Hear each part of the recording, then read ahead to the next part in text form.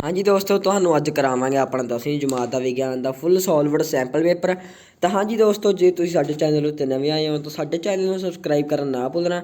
ਤੇ ਹੁਣ ਤੁਹਾਨੂੰ ਕਰਾਉਣਾ ਆਪਣਾ ਸੈਂਪਲ ਪੇਪਰ। ਪਹਿਲਾਂ ਆਇਆ ਇੱਕ ਸਾਰਣੀ ਲੜੀ ਜਿਸ ਵਿੱਚ ਦੱਸਿਆ ਹੋਇਆ ਪਾਠ ਦਾ ਨਾਮ ਤੇ ਕਿੰਨੇ 21 ਅੰਕਾਂ ਵਾਲੇ ਪ੍ਰਸ਼ਨ, 2 ਅੰਕ ਵਾਲੇ ਮਤਲਬ ਸਾਰੇ ਅੰਕਾਂ ਦੇ ਪ੍ਰਸ਼ਨ ਦੱਸੇ ਹੋਏ ਨੇ ਤੇ ਕਿੰਨੇ ਕਿੰਨੇ ਕਿਹੜੇ ਚੈਪਟਰ 'ਚੋਂ ਕਿੰਨੇ ਆਉਣਗੇ ਉਹ ਵੀ ਦੱਸਿਆ ਹੋਇਆ। ਤੇ ਮਿੱਤਰੋ ਹੁਣ ਵਿਦ ਸੋਲਵਡ ਕਰਾਵਾਂਗੇ ਸਾਰਾ। ਪਹਿਲਾਂ ਮਿੱਤਰੋ ਐਂ ਦਾ ਇੱਕ ਨੋਟ ਹੈ, ਮਤਲਬ 3 ਘੰਟਿਆਂ ਦਾ ਇਹੋ ਜਿਹਾ ਕੁਛ ਮਤਲਬ 80 ਮਾਰਕਸ ਦਾ ਹੋਵੇਗਾ ਦੱਸਿਆ ਹੋਇਆ। ਪਹਿਲਾਂ ਆਪਣੇ ਬਹੁਵਿਕਲਪੀ ਪ੍ਰਸ਼ਨ ਉੱਤਰ ਆਉਂਦੇ ਨੇ। ਗੁਰਪ੍ਰੀਤ ਨੇ ਬਾਜ਼ਾਰ ਤੋਂ ਕੁਝ ਪੁਦੀਨਾ ਖਰੀਦਿਆ। ਕੁਝ ਦਿਨਾਂ ਬਾਅਦ ਉਸ ਪੁਦੀਨੇ ਵਿੱਚ ਗੰਧ ਆਉਣ ਲੱਗੀ। ਅਜਿਹਾ ਕਿਉਂ ਹੋਇਆ?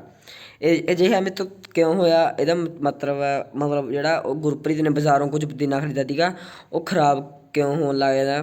ਕਿਉਂਕਿ ਉਹ ਆਕਸੀਕਰਨ ਦੇ ਕਰਕੇ। ਜਦੋਂ ਅਸੀਂ ਲੈਡ ਨਾਈਟ੍ਰੇਟ ਅਤੇ ਪੋਟਾਸ਼ੀਅਮ ਆਇਓਡਾਈਡ ਨੂੰ ਆਪਸ ਵਿੱਚ ਮਿਲਾਉਂਦੇ ਹਾਂ ਤਾਂ ਪੀਲੇ ਰੰਗ ਦੀ ਤਲਛਟ ਬਣਦੀ ਹੈ। ਕੀ ਤੁਸੀਂ ਇਹ ਤਲਛਟ ਦਾ ਨਾਂ ਦੱਸ ਸਕਦੇ ਹੋ? Lead iodide. ਉਦਾਸੀਨ ਘੋਲ ਦੀ pH ਹੈ 7। ਟਾਰਟਰਿਕ ਐਸਿਡ ਪਾਇਆ ਜਾਂਦਾ ਹੈ ਇਮਲੀ ਵਿੱਚ। ਤਾਤਾਂ ਨੂੰ ਖਿੱਚ ਕੇ ਤਾਰਾਂ ਬਣਾਉਣ ਦੀ ਯੋਗਤਾ ਖਵਾਉਂਦੀ ਹੈ ਖਿੱਚਣ ਯੋਗਤਾ। ਕਾਪਰ ਦੀ ਬਿਜਲੀ ਸਦਾਈ ਦੌਰਾਨ ਕੈਥੋਡ ਬਣਿਆ ਹੁੰਦਾ ਹੈ ਸ਼ੁੱਧ ਕਾਪਰ ਤੋਂ। ATP ਦਾ ਪੂਰਾ ਨਾਮ ਕੀ ਹੈ? ਐਡੀਨੋਸਿਨ ਟਰਾਈਫਾਸਫੇਟ। ਕੀ ਹੁੰਦਾ ਹੈ ਜਦੋਂ ਗਾਰਡ ਸੈੱਲ ਪਾਣੀ ਛੱਡਦਾ ਹੈ? ਗਾਰਡ ਸੈੱਲ ਬੰਦ ਹੋ ਜਾਂਦਾ ਹੈ। ਪੌਦਿਆਂ ਵਿੱਚ ਮਲ ਤਿਆਗ ਦੀ ਵਿਧੀ ਚੁਣੋ। ਉਪਰੋਕਤ ਸਾਰੇ। ਦਿਮਾਗ ਦੇ ਕਿਸ ਭਾਗ ਨੂੰ 2 ਅਰਧ ਗੋਲਿਆਂ ਵਿੱਚ ਵੰਡਿਆ ਜਾ ਸਕਦਾ ਹੈ? ਅਗਲਾ ਦਿਮਾਗ। ਹੇਠ ਲਿਖਿਆਂ ਵਿੱਚੋਂ ਕਿਹੜਾ ਅਣਇੱਛਿਤ ਕਿਰਿਆ ਨਹੀਂ ਹੈ? ਚੁਭਾਉਣਾ। ਲੈਂਗਿਕ ਸੰਪਰਕ ਕਾਰਨ ਹੋਈ ਬਿਮਾਰੀ ਹੈ ਏਡਜ਼। ਮਨੁੱਖ ਜਿਸ ਦੇ XY ਕ੍ਰੋਮੋਸੋਮ ਹੁੰਦੇ ਹਨ ਕਹਾਉਂਦਾ ਹੈ ਨਰ। ਹੇਠ ਲਿਖਿਆਂ ਵਿੱਚੋਂ ਕਿਹੜਾ ਪਦਾਰਥ ਲੈਂਸ ਬਣਾਉਣ ਲਈ ਨਹੀਂ ਵਰਤਿਆ ਜਾਂਦਾ? ਮਿੱਟੀ। ਸਪਾਇਰੋਗਾਇਰਾ ਵਿੱਚ ਪ੍ਰਜਨਨ ਵਿਧੀ ਰਾਹੀਂ ਵਿਖੰਡਨਾ ਹੁੰਦੀ ਹੈ। ਚੰਨ ਦੇ ਵੇਖਣ ਸਮੇਂ ਆਕਾਸ਼ ਦਾ ਰੰਗ ਕੀ ਹੋਵੇਗਾ? ਕਾਲਾ। ਬਿਜਲਈ ਬੱਲਬ ਦਾ ਫਿਲਾਮੈਂਟ ਬਣਾਉਣ ਲਈ ਹੇਠ ਲਿਖਿਆਂ ਵਿੱਚੋਂ ਕਿਸ ਧਾਤ ਦਾ ਉਪਯੋਗ ਕੀਤਾ ਜਾਂਦਾ ਹੈ? ਟੰਗਸਟਨ। ਬਿਜਲਈ ਸਰਕਟ ਪਰਿਪਰਥ ਨੂੰ ਸ਼ਾਰਟ ਸਰਕਟ, ਲਘੂ ਪਤਨ ਜਾਂ ਅੰਤ ਭਾਰ ਓਵਰਲੋਡਿੰਗ ਤੋਂ ਬਚਾਉਣ ਲਈ ਹੇਠ ਦਿੱਤਿਆਂ ਵਿੱਚੋਂ ਕਿਸ ਜੁਗਤੀ ਦੀ ਵਰਤੋਂ ਕੀਤੀ ਜਾਂਦੀ ਹੈ? ਇਹਦਾ ਹੋਊਗਾ ਫਿਊਜ਼। ਓਜ਼ੋਨ ਦਾ ਅਣਵੀ ਸੂਤਰ ਕੀ ਹੈ? O3। ਹੇਠ ਲਿਖਿਆਂ ਵਿੱਚੋਂ ਕਿਹੜਾ ਜੈਵ ਅਵਘਟਨਸ਼ੀਲ ਨਹੀਂ ਹੈ? ਸਬਜ਼ੀ ਦਾ ਛਿੱਲੜ। ਕਾਲਮ A ਦਾ ਕਾਲਮ B ਨਾਲ ਮਿਲਾਨ ਕਰੋ। ਹੁਣ ਤੁਹਾਨੂੰ ਮਿੱਤਰੋ ਇਹਦੇ ਨਾਲ ਮੈਚਿੰਗ ਕਰਨੀ ਹੈ। ਐਮੀਮੀਟਰ, ਪ੍ਰਤੀਰੋਧੀ ਇਕਾਈ, ਨਿਕਟ ਦ੍ਰਿਸ਼ਤਾ, ਦਰਪਣ ਸੂਤਰ, ਪੀਣ ਵਾਲਾ ਅਲਕੋਹਲ। ਇਹਦੇ ਜਿਹੜੇ ਆਨਸਰ ਨੇ ਮਿੱਤਰੋ ਆਹ ਦੇ ਰੱਖੇ ਨੇ। ਮਤਲਬ ਜਿਹੜਾ ਕਿੰਨਵਾਂ ਤੀ ਇਹ 11ਵੇਂ ਦਾ ਉੱਤਰ ਆਊਗਾ ਜਿਹੜਾ ਸੱਸਾ ਆਊਗਾ ਬਿਜਲਈ ਧਾਰਾ। ਇਹਦਾ ਆਨਸਰ ਆਊਗਾ ਮਿੱਤਰੋ ਬਿਜਲਈ ਧਾਰਾ। ਪ੍ਰਤੀਰੋਧੀ ਇਕਾਈ ਦਾ ਆਊਗਾ ਹਾ ਓਮ। ਨਿਕਟ ਦ੍ਰਿਸ਼ਟਤਾ ਦਾ ਆਊਗਾ ਊੜਾ ਅਵਤਲ ਲੈਂਜ। ਦਰਪਣ ਸੂਤਰ ਦਾ ਆਊਗਾ ਆੜਾ। ਤੇ ਪੀਣ ਵਾਲੇ ਅਲਕੋਹਲ ਦਾ ਆਊਗਾ ਇਥੇਨੋਲ। ਹੁਣ ਮਿੱਤਰੋ ਆਏ ਨੇ ਆਪਣੇ 2 ਅੰਕਾਂ ਵਾਲੇ ਪ੍ਰਸ਼ਨ। ਫੇਫੜਿਆਂ ਦੀਆਂ ਐਲਵੀਲੀਆਂ ਅਤੇ ਗੁਰਦਿਆਂ ਦੇ ਨੈਫਰੋਨ ਦੀ ਉਹਨਾਂ ਦੀ ਰਚਨਾ ਅਤੇ ਕੰਮ ਦੀ ਤੁਲਨਾ ਕਰੋ। ਇਹ ਮਿੱਤਰੋ ਐਲਵੋਲੀ ਅਤੇ ਨੈਫਰੋਨ ਹੈਗਾ, ਇਹ ਵੈਰੀ ਇੰਪੋਰਟੈਂਟ ਹੈ, ਇਸ ਲਈ ਤੁਹਾਨੂੰ ਇਹਨਾਂ ਨੂੰ ਧਿਆਨ ਨਾਲ ਪੜ੍ਹਨਾ ਹੈਗਾ। ਅਤੇ ਹੁਣ ਮਿੱਤਰੋ ਐਂ ਦਾ ਆਪਣਾ ਤੀਸਰਾ ਪ੍ਰਸ਼ਨ ਹੈ। ਹਵਾ ਵਿੱਚ ਜਲਾਉਣ ਤੋਂ ਪਹਿਲਾਂ ਮੈਗਨੀਸ਼ੀਅਮ ਰਿਬਨ ਨੂੰ ਸਾਫ਼ ਕਿਉਂ ਕੀਤਾ ਜਾਂਦਾ ਹੈ? ਮੈਗਨੀਸ਼ੀਅਮ ਰਿਬਨ ਦੀ ਸਤ੍ਹਾ 'ਤੇ ਮੈਗਨੀਸ਼ੀਅਮ ਆਕਸਾਈਡ ਦੀ ਪਰਤ ਹੁੰਦੀ ਹੈ।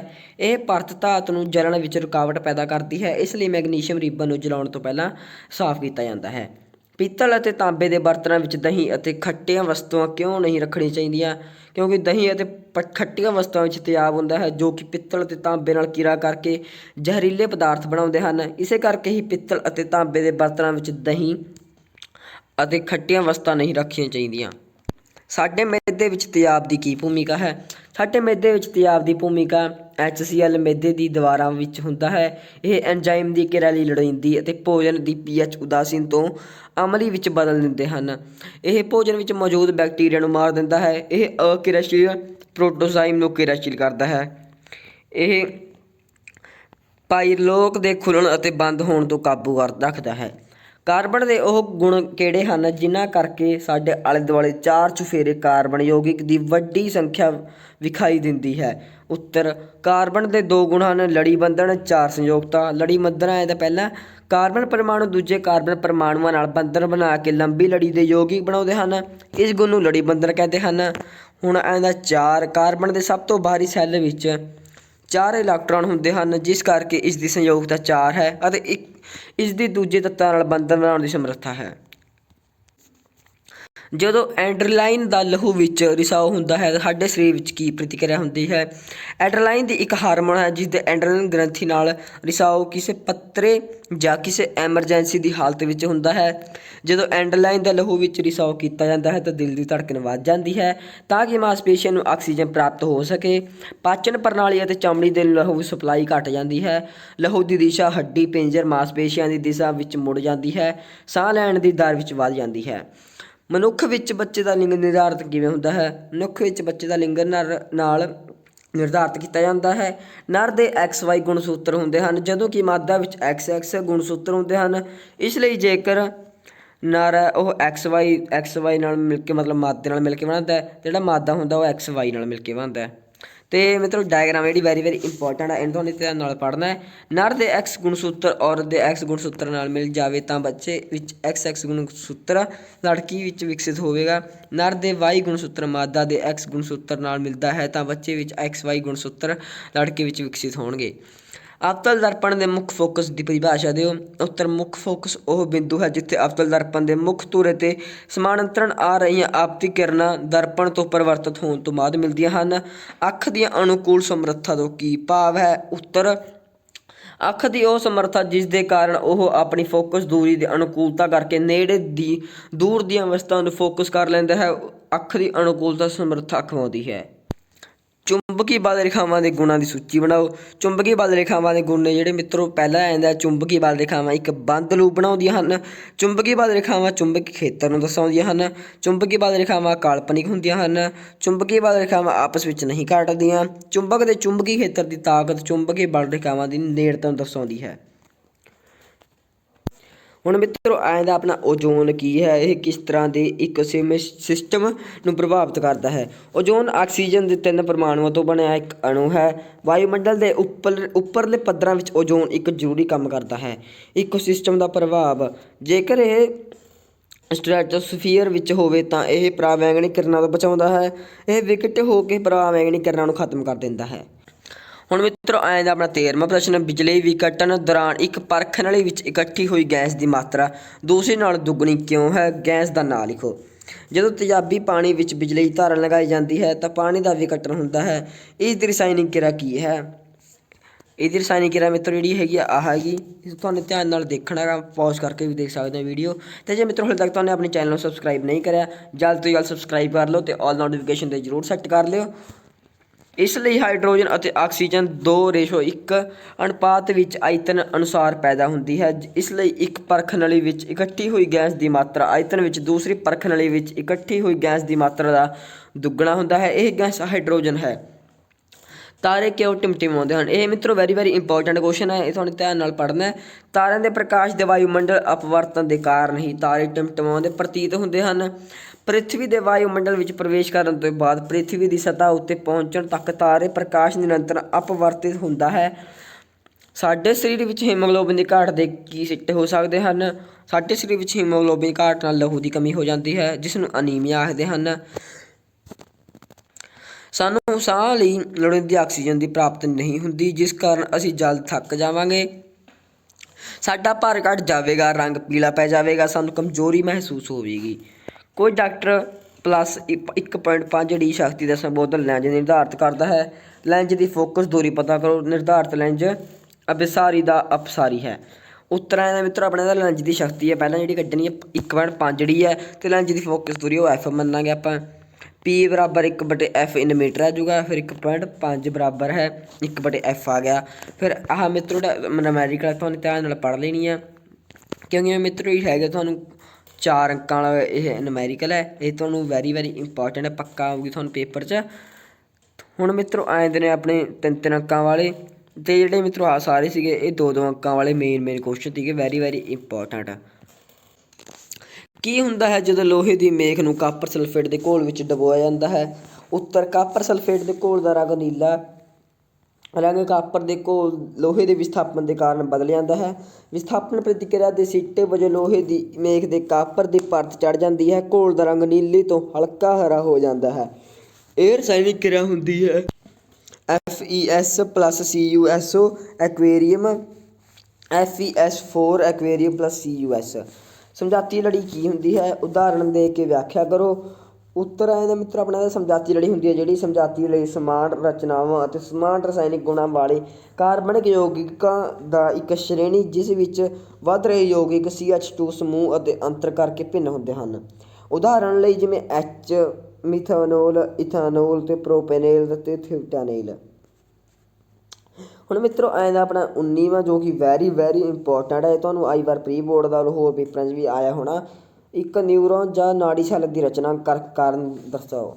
ਉੱਤਰ ਆਇਆ ਮਿੱਤਰੋ ਆਪਣਾ ਇਹਦਾ ਨਿਊਰੋਨ ਜਾਂ ਨਾੜੀ ਸੈੱਲ ਦੀ ਰਚਨਾ। ਨਿਊਰੋਨ ਜਾਂ ਨਾੜੀ ਸੈੱਲ ਪ੍ਰਣਾਲੀ ਇੱਕ ਸੰਰਚਨਾਤਮਕ ਅਤੇ ਕਿਰਿਆਤਮਕ ਇਕਾਈ ਹੈ ਜਿਹੜੀ ਆਵੇਗਾਂ ਨੂੰ ਪ੍ਰਾਪਤ ਕਰਨ, ਸੰਚਾਲਿਤ ਕਰਨ ਅਤੇ ਸਥਾਨਾਂਤਰਨ ਕਰਦੀ ਹੈ। ਇਸ ਦੀ ਲੰਬਾਈ 90-100 ਸੈਂਟੀਮੀਟਰ ਤੱਕ ਹੁੰਦੀ ਹੈ। ਇੱਕ ਨਿਊਰਾਨ ਦੇ 3 ਭਾਗਾਂ ਹਨ ਅਤੇ ਸੈਲਸ ਦਾ ਸਰੀਰ, ਡੈਂਡਰਾਈਟ ਅਤੇ ਐਕਸਾਨ। ਇਹ ਮਿੱਤਰ ਡਾਇਗਰਾਮ ਤੁਹਾਨੂੰ ਧਿਆਨ ਨਾਲ ਦੇਖਣੀ ਹੈ, ਤੁਸੀਂ ਵੀਡੀਓ ਨੂੰ ਪੌਜ਼ ਕਰਕੇ ਵੀ ਦੇਖ ਸਕਦੇ ਹੋ। ਸੈੱਲ ਬਾਡੀ ਜਾਂ ਸਾਈਟੋਨ ਇਹ ਚੌੜਾ ਗੋਲਾਕਾਰ ਨਿਊਰਾਨ ਦਾ ਸੈਟੇਲਾਈਟ ਭਾਗ ਹੈ ਜਿਸ ਵਿੱਚ ਇੱਕ ਕੇਂਦਰਕ ਹੁੰਦਾ ਹੈ। ਬਹੁਤ ਮਾਤਰਾ ਵਿੱਚ ਸਾਈਟੋਪਲਾਜ਼ਮ ਅਤੇ ਅਨੇਕ ਸੈੱਲ ਦੇ ਨਿਕੇੜਨ ਹੁੰਦੇ ਹਨ। ਕੇਂਦਰਕ ਤੋਂ ਕੇਂਦਰਕਾਂ ਦੀ ਗੈਰ ਹਾਜ਼ਰੀ ਦੇ ਕਾਰਨ ਨਿਊਰਾਨ ਦਾ ਵਿਭਾਜ ਨਹੀਂ ਹੋ ਸਕਦਾ। ਜ਼ਖਮੀ ਨਿਊਰਾਨ ਨਾ ਤਾਂ ਬਦਲਿਆ ਜਾ ਸਕਦਾ ਹੈ ਅਤੇ ਨਾ ਹੀ ਮੁਰੰਮਤ ਹੋ ਸਕਦਾ ਹੈ। ਅਤੇ ਨਿਊਰਾਨ ਦੇ ਸਰੀਰ ਵਿੱਚ ਖਾਸ ਰਚਨਾਵਾਂ ਹੁੰਦੀਆਂ ਹਨ ਜਿਹੜੀ ਛੋਟੇ ਰਾਈਸੋਸੋਮ ਹੁੰਦੇ ਹਨ। ਡੈਂਡਰਾਈਟ ਇਹ ਸੈੱਲ ਬਾਡੀ ਦੀਆਂ ਬਾਰੀਕ ਛੋਟੀਆਂ ਅਤੇ ਸ਼ਾਖਾ ਯੁਕਤ ਪ੍ਰੋਟੋਨਸ ਪ੍ਰਕਿਰਿਆ ਹੁੰਦੀਆਂ ਹਨ ਜਿਹੜੇ ਸੰਵੇਦਨਾ, ਭੌਤਿਕ, ਯੰਤਰਿਕ, ਬਿਜਲੀ ਅਤੇ ਰਸਾਇਣਿਕ ਨੂੰ ਸਥਾਨਾਂਤਰਿਤ ਕਰਦੇ ਹਨ। ਡੈਂਡਰਾਈਟ ਵਿੱਚ ਨੀਸਲ ਦਾਣੇ ਅਤੇ ਨਿਊਫਰੋਨ ਹੁੰਦੇ ਹਨ। ਐਕਸਾਨ ਸੈੱਲ ਬਾਡੀ ਤੋਂ ਡੈਂਡਰਾਈਟ ਨਾਮਕ ਕਈ ਛੋਟੇ ਸ਼ਾਖਿਆਵਾਂ ਨਿਕਲਦੀਆਂ ਹਨ। ਇਹ ਸ਼ਾਖਿਆਵਾਂ ਵਿੱਚ ਇੱਕ ਸ਼ਾਖਾ ਵੱਧ ਲੰਬੀ ਹੁੰਦੀ ਹੈ, ਇਸ ਨੂੰ ਐਕਸਾਨ ਕਹਿੰਦੇ ਹਨ। ਇਹ ਸੰਦੇਸ਼ਾਂ ਨੂੰ ਸੈੱਲ ਤੋਂ ਦੂਰ ਲੈ ਜਾਂਦਾ ਹੈ। ਹੁਣ ਮਿੱਤਰੋ ਆਏਗਾ ਆਪਣਾ 20ਵਾਂ ਪ੍ਰਸ਼ਨ, ਵਾਸਤਵਿਕ ਅਤੇ ਆਭਾਸੀ ਪ੍ਰਤੀਬਿੰਬ ਵਿੱਚ ਕੋਈ ਦੋ ਅੰਤਰ ਲਿਖੋ। ਜਦੋਂ ਵਸਤੂ ਨੂੰ ਉੱਤਰ ਲੈਂਜ ਦੇ 2F ਅਤੇ ਰੱਖਿਆ ਜਾਂਦਾ ਹੈ ਤਾਂ ਇਸਦਾ ਆਕਾਰ ਪ੍ਰਤੀਬਿੰਬ ਬਣੇਗਾ। ਵਾਸਤਵਿਕ ਪ੍ਰਤੀਬਿੰਬ ਵਿੱਚ ਪਰਾਵਰਤਨ ਜਾਂ ਅਪਵਰਤਨ ਤੋਂ ਬਾਅਦ ਪ੍ਰਕਾਸ਼ ਦੀਆਂ ਕਿਰਨਾਂ ਆਪਸ ਵਿੱਚ ਇੱਕ ਦੂਜੇ ਨੂੰ ਮਿਲਦੀਆਂ ਹਨ। ਇਸ ਦੇ ਮਿੱਤਰੋ ਉਲਟਾ ਜਿਹੜਾ ਆਭਾਸੀ ਪ੍ਰਤੀਬਿੰਬ ਵਿੱਚ ਪਰਾਵਰਤਨ ਜਾਂ ਅਪਵਰਤਨ ਤੋਂ ਬਾਅਦ ਪ੍ਰਕਾਸ਼ ਦੀ ਕਿਰਨਾਂ ਆਪਸ ਵਿੱਚ ਨਹੀਂ ਮਿਲਦੀਆਂ। ਇਹ ਪ੍ਰਤੀਬਿੰਬ ਪਰਦੇ 'ਤੇ ਲਿਆਈ ਜਾ ਸਕਦੀ ਹੈ, ਇਹ ਪ੍ਰਤੀਬਿੰਬ ਪਰਦੇ 'ਤੇ ਨਹੀਂ ਲਿਆਈ ਜਾ ਸਕਦੀ। ਅਤੇ ਮਿੱਤਰ ਹੁਣ ਆ ਜਾਂਦਾ ਆਪਣਾ 21ਵਾਂ, ਨਿਕਟ ਦ੍ਰਿਸ਼ਟੀਕੋਣ ਦੇ ਕਾਰਨ ਹਨ, ਇਸ ਨੂੰ ਕਿਵੇਂ ਦੂਰ ਕੀਤਾ ਜਾਂਦਾ ਹੈ। ਉੱਤਰ ਨਿਕਟ ਦ੍ਰਿਸ਼ਟੀਕੋਣ ਵਿੱਚ ਨੇੜੇ ਪਈਆਂ ਵਸਤੂਆਂ ਸਾਫ਼ ਦਿਖਾਈ ਦਿੰਦੀਆਂ ਹਨ ਪਰ ਦੂਰ ਪਈਆਂ ਵਸਤੂਆਂ ਸਾਫ਼ ਦਿਖਾਈ ਨਹੀਂ ਦਿੰਦੀਆਂ। ਨਿਕਟ ਦ੍ਰਿਸ਼ਟੀਕੋਣ ਦੇ ਕਾਰਨ ਨੇਤਰ ਗੋਲਕ ਡੋਲੇ ਦਾ ਲੰਬਾ ਹੋ ਜਾਣਾ, ਨੇਤਰ ਲੈਂਜ ਦੀ ਫੋਕਸ ਦੂਰੀ ਦਾ ਘਾਟ ਹੋ ਜਾਣਾ। ਇਸ ਦੋਸ਼ ਨੂੰ ਦੂਰ ਕਰਨ ਲਈ ਅਵਤਲ ਲੈਂਜ ਦੀ ਵਰਤੋਂ ਕੀਤੀ ਜਾਂਦੀ ਹੈ। ਇਹ ਮਿੱਤਰੋ ਅਵਤਲ ਲੈਂਜ ਦੇ ਉੱਤਰ ਲੈਂਜ ਹੈ। ਡਾਇਗਰਾਮ ਨੂੰ ਤੁਹਾਨੂੰ ਧਿਆਨ ਨਾਲ ਦੇਖਣਾ ਹੈ। ਜੈਵਿਕ ਵਧਾਓ ਕੀ ਹੈ ਕਿ ਪ੍ਰਸਥਿਕ ਪ੍ਰਬੰਧ ਦੇ ਭਿੰਨ ਪੱਧਰਾਂ ਉੱਤੇ ਜੈਵਿਕ ਵਧਾਓ ਦਾ ਪ੍ਰਭਾਵ ਵੀ ਵੱਖ ਹੋਵੇਗਾ। ਹੁਣ ਮਿੱਤਰਾਂ ਇਹਦਾ ਉੱਤਰ ਆ ਜਾਂਦਾ ਜੈਵਿਕ ਵਧਾਓ ਵੱਖ ਸਾਧਨਾਂ ਦੁਆਰਾ ਹਾਨੀਕਾਰਕ ਰਸਾਇਣ ਦਾ ਸਾਡੀ ਭੋਜਨ ਲੜੀ ਵਿੱਚ ਪ੍ਰਵੇਸ਼ ਕਰਨਾ ਅਤੇ ਉਹਨਾਂ ਸਾਡੇ ਸਰੀਰ ਵਿੱਚ ਮਾੜਾ ਜਾਂ ਸੰਘਣਾ ਹੋਣ ਦੀ ਪ੍ਰਕਿਰਿਆ ਨੂੰ ਜੈਵਿਕ ਵਧਾਓ ਕਹਿੰਦੇ ਹਨ। ਇਕੋਸਿਸਟਮ ਨੇ ਪ੍ਰਾਇਮਰੀ ਪੱਧਰ 'ਤੇ ਵਧਾਓ ਹੁੰਦਾ ਹੈ, ਦੂਜੇ ਪੱਧਰ ਵੀ ਪ੍ਰਭਾਵਿਤ ਹੁੰਦੇ ਹਨ ਅਤੇ ਸੰਗਣਤ ਪਹਿਲੇ ਪੱਧਰ ਦੇ ਮੁਕਾਬਲੇ ਭਿੰਨ ਹੁੰਦਾ ਹੈ। ਅਤੇ ਹੁਣ ਮਿੱਤਰ ਜੇ ਤੁਹਾਨੂੰ ਹਾਲੇ ਤੱਕ ਆਪਣੇ ਚੈਨਲ ਸਬਸਕ੍ਰਾਈਬ ਨਹੀਂ ਕਰਿਆ ਜਲਦ ਤੋਂ ਜਲਦ ਜ਼ਰੂਰ ਸਬਸਕ੍ਰਾਈਬ ਕਰ ਲਓ। ਅਤੇ ਹੁਣ ਮਿੱਤਰੋ ਐਂ ਦਾ ਆਪਣਾ 23ਵਾਂ, ਪੌਦਿਆਂ ਵਿੱਚ ਰਸਾਇਣਿਕ ਤਾਲਮੇਲ ਕਿਸ ਤਰ੍ਹਾਂ ਹੁੰਦਾ ਹੈ। ਪੌਦੇ ਬਹੁਤ ਸਾਰੇ ਹਾਰਮੋਨ ਪੈਦਾ ਕਰਦੇ ਹਨ ਜਿਹੜੇ ਉਹਨਾਂ ਦੇ ਕੰਮ ਕਰਨ ਅਤੇ ਨਿਯੰਤਰਣ ਅਤੇ ਤਾਲਮੇਲ ਕਰਦੇ ਹਨ। ਪੌਦਿਆਂ ਵਿੱਚ ਰਸਾਇਣਿਕ ਤਾਲਮੇਲ ਪੌਦਾ ਹਾਰਮੋਨ ਨਾਲ ਹੁੰਦਾ ਹੈ। ਉਦੀਪਤ ਸੈੱਲ ਰਸਾਇਣਿਕ ਯੌਗਿਕਾਂ ਦਾ ਰਿਸਾਓ ਕਰਦੇ ਹਨ। ਇਹ ਪਦਾਰਥ ਨੇੜੇ ਹੋਏ ਹੋਰ ਸੈੱਲਾਂ ਨੂੰ ਉਤੇਜਿਤ ਕਰਕੇ ਜਾਣਕਾਰੀ ਦੀ ਪਹਿਚਾਣ ਕਰਦੇ ਹਨ ਅਤੇ ਸੂਚਨਾ ਦਾ ਸੰਚਾਰ ਕਰਦੇ ਹਨ। 2 ਮੀਟਰ ਫੋਕਸ ਦੂਰੀ ਵਾਲੇ ਕਿਸੇ ਅਵਤਲ ਲੈਂਜ ਦੀ ਸ਼ਕਤੀ ਪਤਾ ਕਰੋ। ਇੱਥੇ ਮਿੱਤਰੋ ਜਿਹੜਾ F ਹੈ ਉਹ -2 ਹੈ ਅਤੇ P ਹੈ 1/F ਹੈ। ਇਹਨੂੰ ਮਿੱਤਰੋ ਕੱਟ-ਕੁੱਟ ਕੇ 1/-2 ਆ ਜਾਂਦਾ ਜੋ ਕਿ ਇਹਨੂੰ ਕੱਟ ਕੇ ਫਿਰ ਅੱਗੇ 0.5D ਆ ਜਾਊਗਾ। ਅਤੇ ਹੁਣ ਮਿੱਤਰੋ ਆਏ ਨੇ ਆਪਣੇ 25ਵਾਂ ਕੁਐਸਚਨ, ਪ੍ਰਯੋਗ ਦੁਆਰਾ ਤੁਸੀਂ ਅਲਕੋਹਲ ਅਤੇ ਕਾਰਬਾਕਸਿਕ ਤੇਜ਼ਾਬ ਵਿੱਚ ਕਿਵੇਂ ਅੰਤਰ ਕਰ ਸਕਦੇ ਹੋ। ਅਲਕੋਹਲ ਅਤੇ ਕਾਰਬਨਿਕ ਤੇਜ਼ਾਬ ਵਿੱਚ ਅੰਤਰ ਹੇਠ ਲਿਖੇ ਟੈਸਟਾਂ ਨਾਲ ਕੀਤਾ ਜਾਂਦਾ ਹੈ। ਇਹ ਕੁਐਸਚਨ ਮਿੱਤਰੋ ਵੈਰੀ ਇੰਪੋਰਟੈਂਟ ਹੈ, ਇਸ ਲਈ ਤੁਸੀਂ ਵੀਡੀਓ ਨੂੰ ਪੌਜ਼ ਕਰਕੇ ਜ਼ਰੂਰ ਯਾਦ ਕਰ ਸਕਦੇ ਹੋ ਕਿਉਂਕਿ ਇਹ ਮਿੱਤਰੋ ਹਰ ਇੱਕ ਪੇਪਰਾਂ ਦੇ ਵਿੱਚ ਆਉਂਦਾ ਹੁੰਦਾ ਹੈ। ਹੁਣ ਮਿੱਤਰੋ ਆਏ ਦਿਨ ਆਪਣੇ ਵੈਰੀ ਇੰਪੋਰਟੈਂਟ ਕੁਐਸਚਨ ਜੋ ਕਿ 5 ਅੰਕਾਂ ਵਾਲੇ ਪ੍ਰਸ਼ਨ ਨੇ। ਇੱਕ ਸੈੱਲ ਅਤੇ ਬਹੁਸੈਲੀ ਜੀਵਾਂ ਵਿੱਚ ਪ੍ਰਜਨਨ ਦੀਆਂ ਵਿਧੀਆਂ ਕਿਉਂ ਭਿੰਨ ਹਨ। ਉੱਤਰ ਆ ਜਾਂਦਾ ਮਿੱਤਰੋ ਇਹਦਾ ਇੱਕ ਸੈੱਲ ਅਤੇ ਬਹੁਸੈਲੀ ਜੀਵਾਂ ਵਿੱਚ ਪ੍ਰਜਨਨ ਵਿੱਚ ਅੰਤਰ। ਇੱਕ ਸੈੱਲੀ ਜੀਵ ਅਤੇ ਬਹੁਸੈਲੀ ਜੀਵ, ਇਸ ਵਿੱਚ ਇੱਕ ਜੀਵ ਵੀ ਹਿੱਸਾ ਲੈਂਦੇ ਹਨ। ਇਸ ਵਿੱਚ ਵਿਭਿੰਨ ਲਿੰਗ ਵਾਲੇ ਜੀਵ ਹਿੱਸਾ ਲੈਂਦੇ ਹਨ। ਯੁਗਮੁਕ ਨਹੀਂ ਬਣਦੇ, ਇਸ ਵਿੱਚ ਯੁਗਮੁਕ ਬਣਦੇ ਹਨ। ਨਿਸ਼ੇਚਨ ਨਹੀਂ ਹੁੰਦਾ, ਇਸ ਵਿੱਚ ਨਿਸ਼ੇਚਨ ਹੁੰਦਾ ਹੈ। ਇਹ ਅਨੁਵੰਸ਼ਿਕ ਤੌਰ 'ਤੇ ਸਮਾਨ ਜੀਵ ਹੁੰਦੇ ਹਨ। ਇਹ ਜੀਵ ਆਪਣੇ ਦੋਵਾਂ ਜਣਕਾਂ ਨਾਲ ਆnuvanਸ਼ਿਕ ਤੌਰ 'ਤੇ ਭਿੰਨ ਹੁੰਦੇ ਹਨ। ਨਵੀਂ ਕੋਟੀ ਦੇ ਜੀਵਾਂ ਵਿੱਚ ਇਹ ਆਮ ਹੁੰਦੀ ਹੈ। ਇਹ ਉੱਚੀ ਕੋਟੀ ਦੇ ਜੀਵਾਂ ਵਿੱਚ ਬਹੁਤ ਸਾਰੇ ਜੀਵਾਂ ਵਿੱਚ ਹੁੰਦੀ ਹੈ। ਜਾਂ ਫਿਰ ਮਿੱਤਰੋ ਅਲਿੰਗੀ ਜਣਨ ਟਾਕਰੇ ਵਿੱਚ ਲਿੰਗੀ ਜਣਨ ਦੇ ਲਾਭ। ਲਿੰਗੀ ਜਣਨ ਵਿੱਚ ਨਰਮ ਤੋਂ ਮਾਦਾ ਪ੍ਰਾਪਤ ਕਰਨ ਵਾਲੇ ਯੁਗਮਕ ਅਤੇ ਮਾਦਾ ਯੁਗਮਕ ਦੇ ਨਿਸ਼ੇਚਨ ਤੋਂ ਲਿੰਗੀ ਜਣਨ ਹੁੰਦੀ ਹੈ।